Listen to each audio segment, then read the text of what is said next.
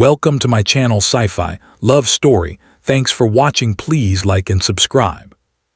Kale stepped off the gravlift platform, the soles of his boots clicking against alloy plates that shimmered faintly under the artificial sun. The Capitol rose like a monument to defiance, towers of translucent metal bending upward as if gravity were optional. He tucked his helmet under one arm and scanned the city below, a web of hoverways, luminescent gardens, and skybridges bustling with people who looked far too confident in their elegance. Or maybe they just like to pretend, Kale muttered. His voice carried only to the few automated drones patrolling the landing zone. One of them hovered close, scanning his armor. Kale raised an eyebrow. The drone beeped, then drifted away as if offended by his indifference. He adjusted his chest plate, scratched and dented from years of service. This wasn't the first palace he had been in, but he suspected it might be the strangest.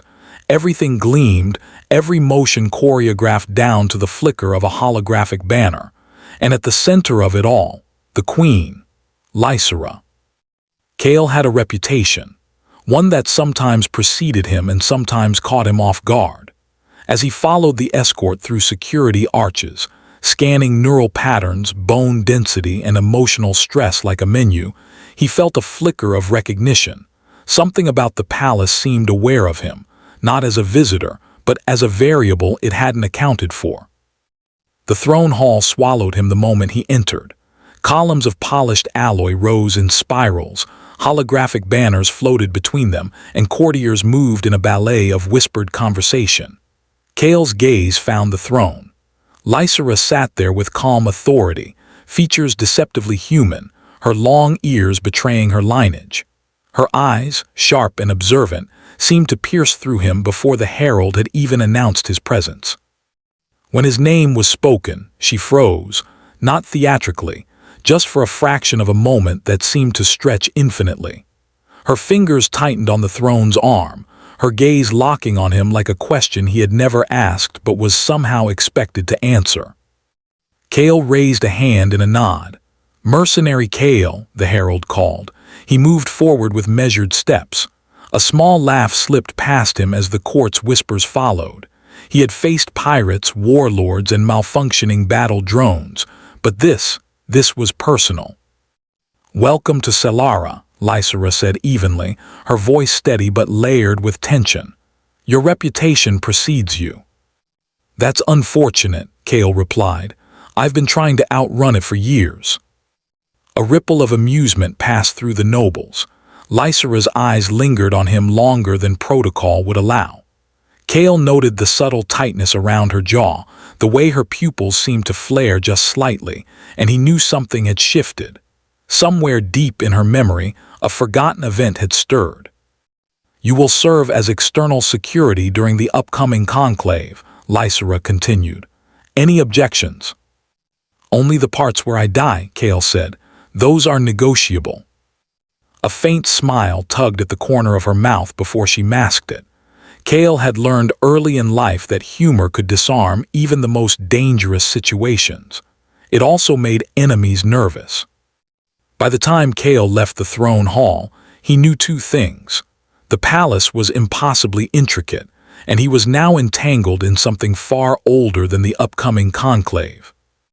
The corridors were a maze of light and motion. Transparent walls revealed the hum of data streams, schematics of the palace overlaid with real-time movement. Kale's access band synced instantly, doors swinging open ahead of him as if welcoming or warning him.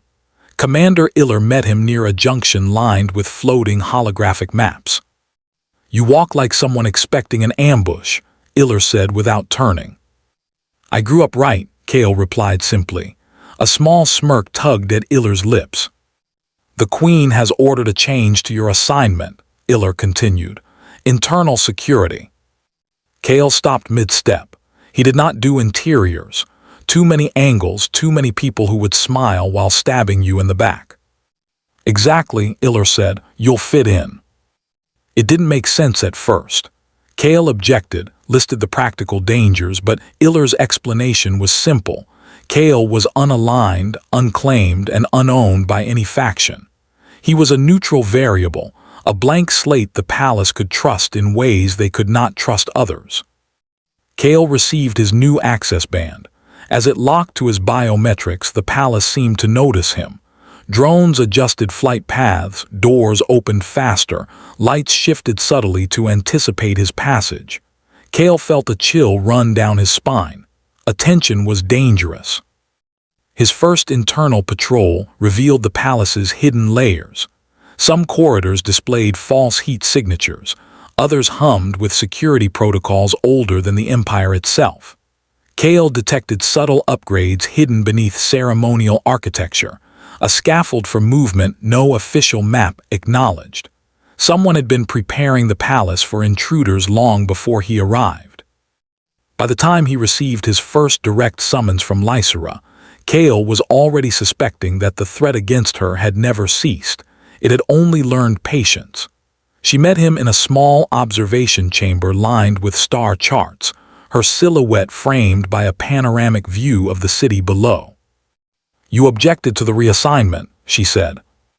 "I object to most things," Kale replied. "Keeps me alive." Lysera didn't turn, but he saw her ears twitch slightly, a signal of attention. "You believe this assignment puts you at greater risk?" "Yes, good," Kale said. She turned then, studying him carefully. "It means you are paying attention." Every word she spoke carried layers of meaning, implications Kale had no time to unpack fully. The palace, the nobles, the history, they were all a web of potential threats, and he was expected to untangle it alone. The first attack came without warning. Kale was walking along a maintenance corridor when the gravity shifted violently, throwing him against a panel. Lysera stumbled beside him, and automated turrets unfolded from the walls, sleek and deadly. "They're not palace standard," Kale shouted. "They're mine," she replied tightly. "Installed after the crash, to protect these systems." The fight was brutal and precise. Kale moved like a predator, disarming, disabling, and rerouting. Lysera fired with calculated bursts, her movements deliberate and calm. They worked in tandem, an unspoken understanding forming in the chaos. When the last turret went dark, Kale checked her. "You hurt?" "No," she said, though the tension in her shoulders told a different story. Kale studied her for a moment, the memory flickering at the edge of his mind. A fire, twisted metal, and a young girl with long ears he had once saved. The realization hit him suddenly. This was Lysera. He had saved her years ago, and she remembered. He didn't. "You stayed," she whispered. "I didn't know where else to go," he said, disbelief in his voice. She nodded, the memory solidifying between them. For the first time, Kale felt the weight of a past he hadn't fully lived, and the responsibility of a present he couldn't escape. By nightfall, the palace had adjusted. Systems recalibrated, corridors softened, and lights dimmed in accordance with circadian protocols. Kale sat on a narrow rest platform, armor removed to its undersuit, staring at the ceiling as the palace's subtle vibrations whispered secrets he wasn't meant to hear. Then the access band pulsed, coordinates deep within the transit's spine, an unofficial path of controlled gravity. Kale was up instantly, sealing his armor and moving without light or sound. The transit shaft twisted and dropped him into a maintenance ring he had never officially been cleared for. The air was colder, older systems exposed beneath layers of decorative polish, humming with life and history. Lysera was already there, simple dark uniform replacing her court attire. "You don't sleep," Kale noted. "I do occasionally," she replied. "I find it overrated." Together they worked in silence. Kale bypassed locks meant to outlast curiosity. Lysera provided context, symbols shifting into something almost familiar. Names surfaced, old houses, erased alliances, ghosts of history. Then Kale froze. "Someone's here," he said. "Too late," Lysera replied. The maintenance ring shuddered, turrets unfolded. This time they were hers. Precision fire, not lethal but enough to control the battlefield. They moved together, synchronized instinctively, past old conduits and secret pathways.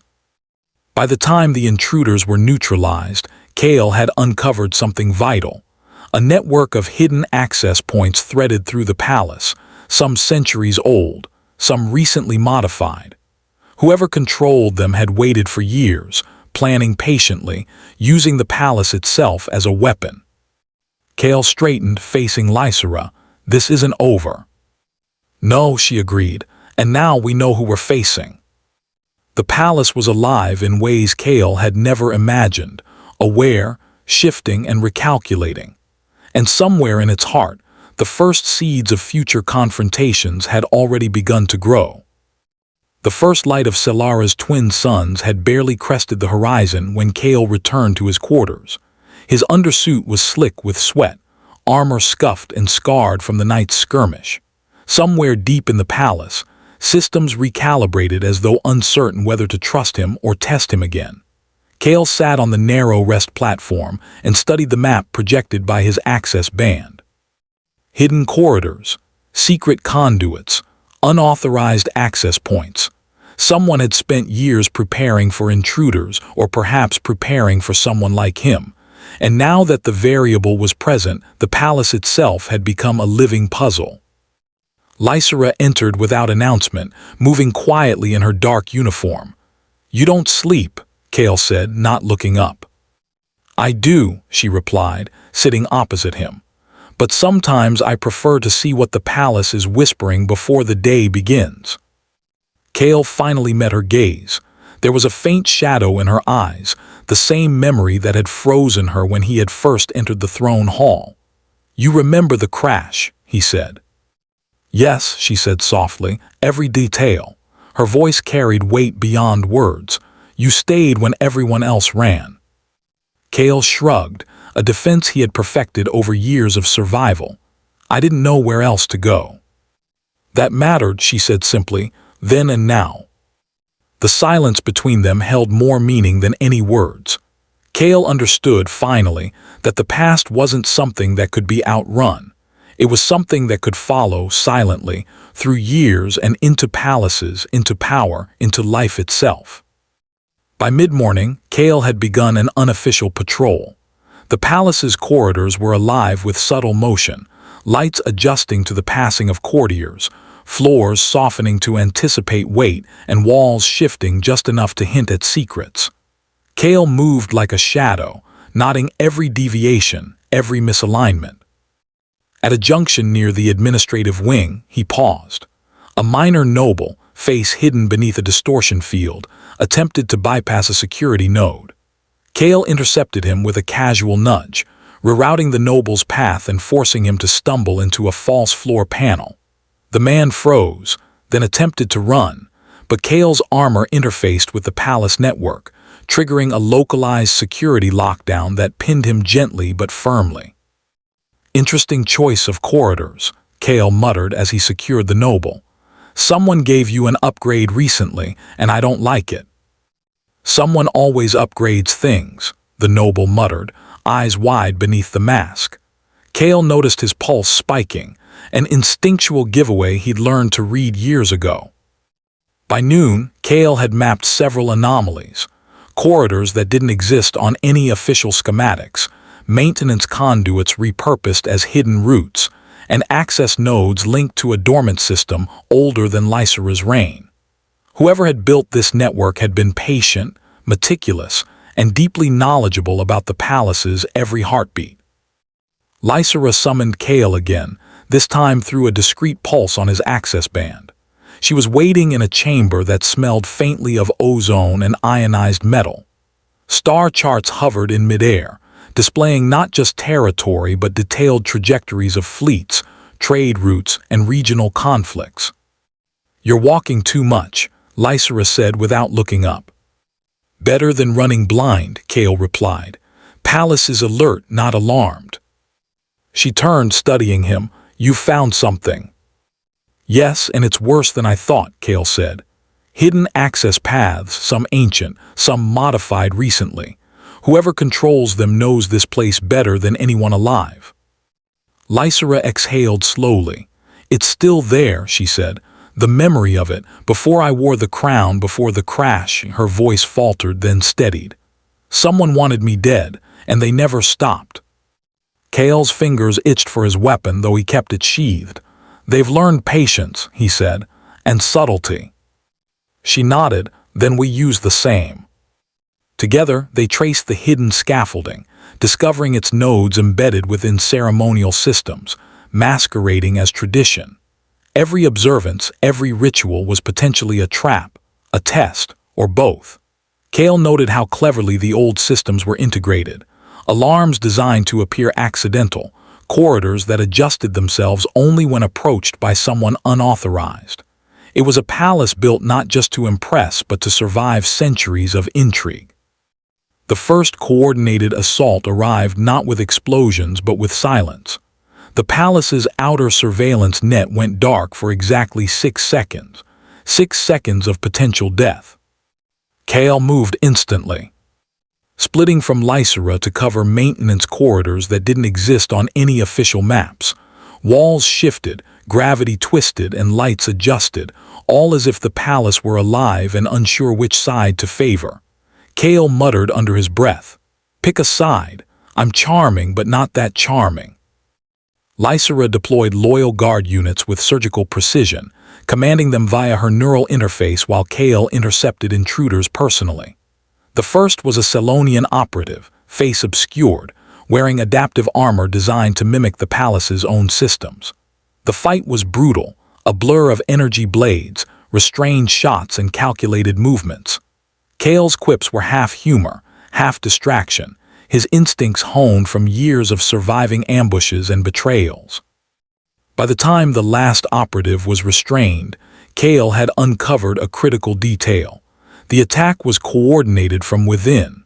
Someone had access to internal protocols, systems that even Lysera hadn't touched since the crash. Hours later, the palace locked down in a way it hadn't since the crash. Courtiers whispered in fear as Kale and Lysera reviewed the evidence. Hidden protocols, financial transfers, unsealed reports from 15 years ago. "They tried to kill you when you were powerless," Kale said, "and again now that you have power." Lysera's gaze hardened. "I survived them," she said, "and now we know who they are." Kale stepped forward casually. "You also missed a kid," he said. "Chaos, debris, everyone distracted. Should have checked it better." Recognition flickered on the faces of a few nobles who had orchestrated minor schemes, but it was too late. Arrests were swift, evidence irrefutable. That evening, Kale found Lysera alone on a balcony, overlooking the city as it stirred beneath the twin suns. The morning's dust still clung to the streets, but life went on. "You could have left," she said quietly. "Yeah," Kale replied, "thought about it." "And why didn't you?" Kale considered the city, the palace, the woman who had been saved by a nameless orphan years ago. "Someone needs to remind you when you're being ridiculous," he said finally. She laughed, a sound unguarded and warm, carrying across the early morning breeze. "Mercenaries are loyal only to credits," she said. "I am," Kale replied. "You just keep paying me in trouble." Below them, the Empire moved cautiously, recovering from years of political deception. Patrol drones traced arcs across the sky. Trade resumed. News feeds pulsed with carefully curated truths. The conspirators were gone, some imprisoned, some vanished into outer systems. The palace's hidden scaffolding was dismantled piece by piece, its code archived rather than erased, a reminder of the ghosts that had lingered too long. Lysera turned to him. "The council approved your position." Kale blinked. "I didn't apply for anything." "That hasn't stopped you so far," she said. "You will remain as head of Royal Internal Security, with authority expanded beyond any precedent. You answer only to me." Kale's lips curled. "That's 2 catches." "Agreed," she said, tilting her head. "You can refuse, but the position requires you stay." He looked down at the city, no longer a trap but a living organism. "Fine," he said, "but I'm not wearing ceremonial armor." "Agreed," she said. And if you say something inappropriate in front of diplomats, I'll pretend it was a cultural misunderstanding. Kale nodded. Good, because it will be. The palace settled into a rhythm. Investigations turned into prevention. Long nights of crisis planning were interrupted by Lysera insisting Kale eat something that wasn't nutrient-paced. He learned the moods of corridors, the subtle signals of systems, and the way Lysera's ears angled when amused versus when preparing to dismantle someone politically. One evening, as they reviewed star maps tracking outer borders, Lysera said softly, "You've changed." Kale shrugged. "I sleep more." "That's not what I meant," she said. "I used to think surviving was enough," he said. "Turns out stopping the same mess from happening again is better." Lysera smiled, leaning closer to the star charts. "That sounds like purpose." Kale smirked. "Don't make it a big thing, I'll panic." The Empire moved forward, cautious, but anchored by a queen who had learned the value of being seen as human, and a mercenary who had finally stopped running from his past. Kale looked at the stars once more before heading inside. For the first time, the future didn't feel like something chasing him. It felt like something worth staying for. The palace had grown quieter in the days following the failed assassination and the purge of conspirators. The public ceremony declaring the arrests had been flawless. Too flawless, Kale noted, the way the palace often performed perfection to hide the scars beneath. But he didn't trust appearances. Not after 15 years of watching ghosts take form and vanish before anyone noticed. He paced the command hub, letting his boots scuff lightly against the reinforced flooring. Lysera hovered nearby, fingers tracing data streams that danced across the holographic table. The outer systems were tense. Rumors of rebellion, trade disruptions, and political opportunism reached the palace as static pulses in the neural networks. But here, inside the heart of power, they had leverage. "Kale," Lysera said quietly, not looking up. "They're testing us again." Kale raised an eyebrow. "We're being too obvious." "No," she replied, voice low. "They're learning patience. They're precise." Her words made his pulse tighten. Patience. They had all the time in the universe. 15 years had taught them nothing but to wait, to plan, to hide.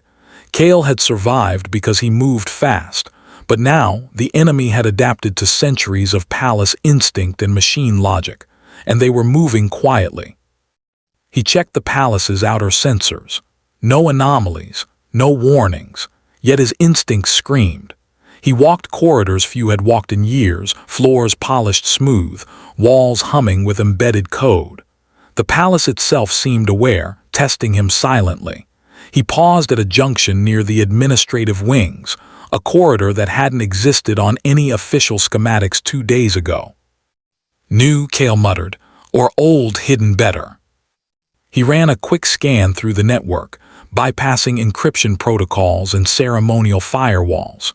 There it was, subtle, layered, ghost-like code weaving through multiple systems. Someone had planted it years ago, someone who knew the palace as intimately as Lysera did. "Commander Iller," Kale said into his comm, "prep response teams. We're going hunting for ghosts." The palace seemed to shiver at the word. Walls shifted subtly, lights dimmed to neutral, and hidden turrets hummed quietly as though bracing for impact. Kale smiled faintly. "Good, at least we'll be noticed first." By afternoon, Kale and Lysera had traced the new anomalies to the ceremonial archives, an enormous hall lined with ancient statues and holographic displays. The public assumed it contained nothing but history. In reality, it had become a nerve center for hidden networks, old codes, and secret pathways, perfect for someone plotting silently for years. As they entered, Kale's boots echoed through the cavernous room. Lysera's eyes scanned the air, reading data pulses invisible to anyone without neural links. "Someone's here," Kale said softly. Before she could reply, the hall's lighting shifted. Holographic displays flickered and then vanished, leaving shadows stretched unnaturally long. And then, movement. shapes slipping through the ghost corridors, almost invisible, adaptive, predatory. Kale gritted his teeth, not subtle enough.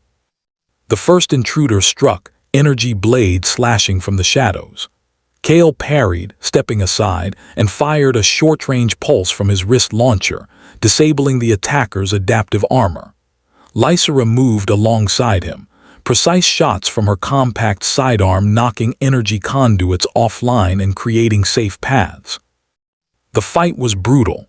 Shadows moved like smoke, weapons striking with intent, not chaos. Kale realized this wasn't just a test, it was a mission. Someone wanted to see if the palace itself could be overcome without leaving a trace, and they had nearly succeeded. By the time the intruders were subdued, Kale had identified the leader. A Selonian noble, face hidden beneath ceremonial distortion tech, but bearing the unmistakable markings of House Vorin, a house thought loyal, thought eliminated in the last purge. "Why are you still alive?" Kale demanded, voice low but calm. The noble laughed quietly. "You survived 15 years, why shouldn't we?" Lysera stepped forward, her voice calm but carrying the weight of authority. "Your house is finished. The Empire tolerates no ghosts from the past." The noble's smile faded slightly. "You think this ends with us? We are patient. We endure. You cannot stop time or history." Kale's hand rested on his weapon, but he didn't draw. He understood the truth in the words. Patience was the weapon of the old world. Speed, decisiveness, and memory were the weapons of the new, and Kale had all three. "You forget," Kale said. "I stayed alive when no one else could, and I remember everything." The noble's eyes flickered with recognition and fear. You were there." Kale nodded. "I stayed, and I kept watching. You were sloppy, and patience alone isn't enough when someone is awake." The palace itself seemed to respond to the moment. Hidden turrets lowered slightly, corridors reconfigured, and lights adjusted as though approving the outcome. Kale stepped forward, confident, measured, the weight of 15 years of survival behind every movement. The next weeks were a blur of investigations, interrogations, and strategic fortifications. Lysera reinstated internal security protocols, ensuring that hidden conduits were sealed or repurposed to prevent future infiltration. Kale worked tirelessly, mapping every secret corridor, every dormant system, and every subtle anomaly in the palace's architecture. Through it all, a mutual understanding grew between them. Lysera had power, influence, and the weight of an empire on her shoulders. Kale had nothing but memory, skill, and stubbornness, but that was exactly what she needed. He reminded her that the past could not be erased, only accounted for, and she reminded him that survival alone was not enough. One had to act decisively to shape the future. Then one night, as Kale patrolled the inner ring, a pulse activated on his access band. A discreet, coded message from Lysera. Coordinates, inner maintenance shaft, immediate. He arrived to find her waiting. No ceremonial attire, no guards, just her, the palace's ghost systems, and an open maintenance panel exposing decades of hidden code. "You brought me here," Kale said. "Why?" Lysera gestured to the conduits. "Before I wore the crown, before the crash, this is where the palace's memory lived. The protocols, the hidden systems, the fail-safes, and the ghosts of those who plan to kill me. I want to ensure nothing survives that shouldn't." Kale crouched, fingers tracing old data conduits. "Someone prepared this for someone like me, or you, waiting for us to notice." "Yes," Lysera said, "but now we are noticing and we are acting." They worked side by side, bypassing locks designed to outlast decades, decrypting systems long considered dormant. Names surfaced. Houses long fallen, alliances erased, conspiracies recorded only in hidden archives. And then, as they reached the deepest layer, the palace trembled. Gravity fluctuated, turrets activated, and an intruder, one not detected in any official system, slipped into the maintenance ring. Kale reacted instantly. "Too late," he muttered. The intruder struck, adaptive armor shimmering, energy blades humming. Kale dove, shielding Lysera, and returned fire with precision, disabling joints and conduits while keeping them alive. Lysera fired alongside him, coordinated, lethal, calm. By the time the intruder was subdued, Kale realized the truth. The palace itself had become a living battlefield, testing every skill, every instinct, and every decision.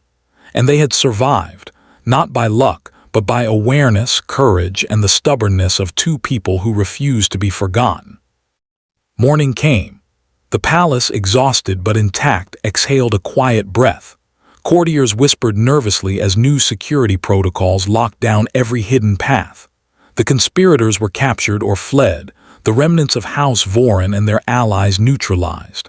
And above all, the hidden scaffolding of the palace, its ancient ghost systems, were either secured or dismantled, their secrets archived, not destroyed. Kale found Lysera on the balcony once more, overlooking the city. Sunlight glinted on her ears, softening their sharp angles, making her look more human than ruler, more present than symbol. "You could have walked away," she said softly. "I thought about it," Kale said, "but someone has to stay awake." "And you will." Kale considered the city, the empire, and the woman who had once been trapped, powerless, and now ruled with wisdom and courage.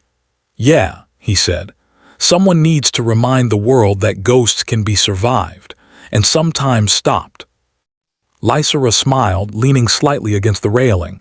"You've changed," she said. Kale shrugged. "I've learned that surviving isn't enough. You have to shape the future, not just escape it." She nodded. "Then you found purpose." "I try not to make a big deal of it," Kale said. "I'd panic." They laughed together, the sound drifting across the morning air. Below, the empire moved cautiously forward, fortified by lessons learned, anchored by a queen who had seen herself as human, and a mercenary who had finally stopped running. For Kale, the stars were no longer a chase. They were a horizon he had chosen to protect, and for the first time, the future felt less like something hunting him and more like something worth defending. The palace settled into a rhythm, but not one of ease. It had learned to respect vigilance, to honor memory, and to acknowledge that even the smallest orphan could shape the course of an empire. Kale remained at Lysera's side, head of royal internal security, a presence without title, a guardian whose loyalty was earned, tested, and proven. The empire of Selara would survive, not because tradition demanded it, not because nobles agreed, but because memory, courage, and the will to act had intersected in the heart of its people. And Kale, the orphan who had become mercenary, ghost, and guardian, stood at its center, a reminder that sometimes the smallest variables change everything. Above the city, drones traced careful arcs, markets buzzed with cautious activity, and the twin suns rose high. Kale looked out once more, shoulders relaxed for the first time in years. The future was no longer a threat. It was a challenge, and for once he was ready. The Empire would not forget, and neither would he. End